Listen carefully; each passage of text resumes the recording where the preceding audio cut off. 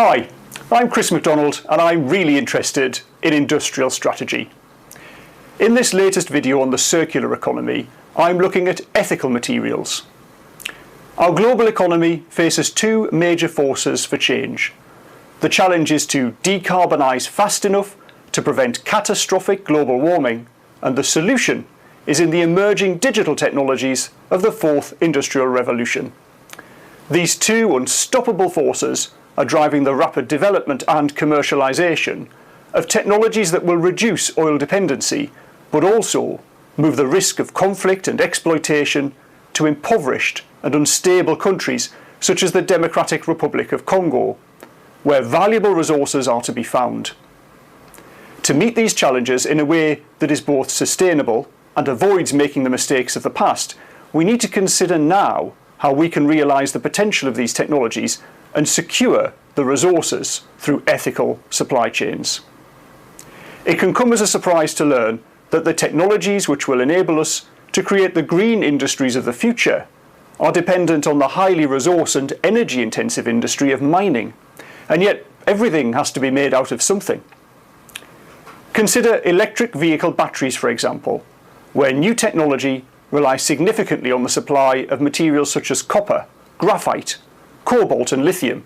Indeed, the cobalt that is in your smartphone, possibly the device that you are using right now to watch this video, has almost certainly been mined in the Democratic Republic of Congo by children.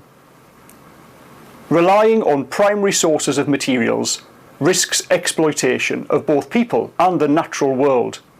It can place control in the hands of unstable or undemocratic regimes and incentivises global powers to keep things that way. The technologies to decarbonise our economy must be commercialised, but this is best done in a way which allows both democratic control and decentralisation of supply chains. Legislators can help, ensuring that industrial policy takes a supply chain approach, and this may seem a matter for geopolitics.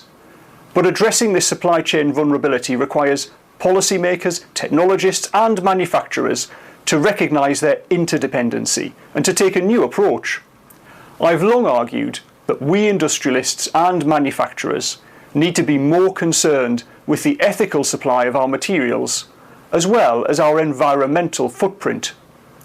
We should not seek to pass off our global responsibilities to current and future generations, so working conditions, sustainability and financial probity in the materials industry that makes up our smartphone is as critical as the design and the assembly. Let us do more to realise the technologies that will enable a circular economy approach in rare metals and materials to both improve sovereign capability and reduce environmental impact.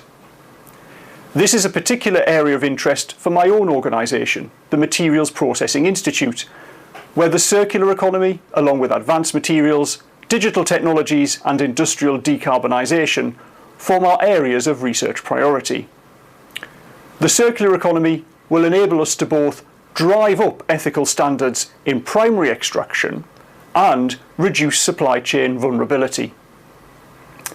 There are several more videos on my channel looking at other aspects of the circular economy, including gold, copper and steel. If you would like to find out more about this, or about industrial strategy and the social value of business, then do head along to my YouTube channel and click on subscribe. Bye for now.